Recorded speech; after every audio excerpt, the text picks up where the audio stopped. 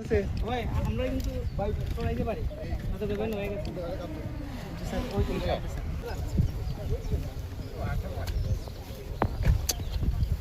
আর এই সামনে কি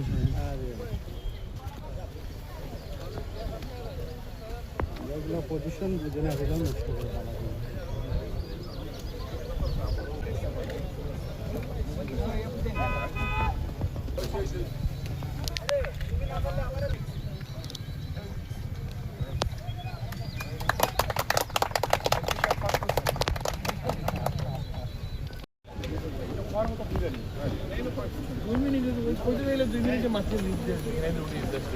গুরুত্বটা আপনাকে বলি সংক্ষেপে।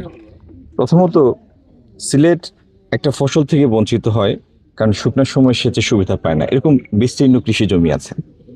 আরেক অংশ কৃষি জমি বছরের একটা নির্দিষ্ট সময়ে সেখানে পানি জমা থাকে, এই পানি নিষ্কাশন করা গেলে ওই সময় সেখানে বাড়তি ফসল ফলানো সম্ভব হতো।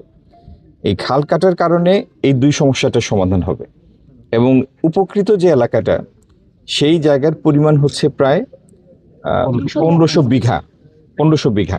এখানে 200 হেক্টরের মতো, তাতে গিয়ে 1500 বিঘার মতো হয়। আচ্ছা, আর বন্যার কারণে যে পানি জমে, খাল তার পানি ধারণ ক্ষমতাটা বাড়াবে। নদী তো একটা সিস্টেম, আমাদের এই সিস্টেমের পানি ধরে রাখার ক্ষমতাটা বেড়ে যাবে খালটা কাটার কারণে, এবং খালের দুই পাশ জুড়ে যে রাস্তাটা হবে সেখানে গাছ লাগানো হবে। সুতরাং এটি সম্পন্ন হওয়ার পরে আপনি বুঝবেন যে এই 4 বা 4.5 কিলোমিটারের যে খালটা খনন করা হলো, এটার উপকার বা উপযোগিতা এই পুরো অঞ্চলের জন্য কতটুকু সেটা আপনি প্রথম বছরেই অনুভব করবেন। বর্ধিত ফসল, বন্যা প্রতিরোধ এবং বৃক্ষরোপণ, এই 3টা কর্মসূচির কারণে তাৎক্ষণিক রেজাল্ট চান। আচ্ছা, খুচরা আর পাইকারির মধ্যে মাঝে মধ্যে ব্যবধান তো একটা থাকবেই, কারণ পাইকারি বিক্রয়ের একটা পর্যায়ে, খুচরা আরেকটা পর্যায়ে। আচ্ছা, কিন্তু এই ব্যবধানটা যেন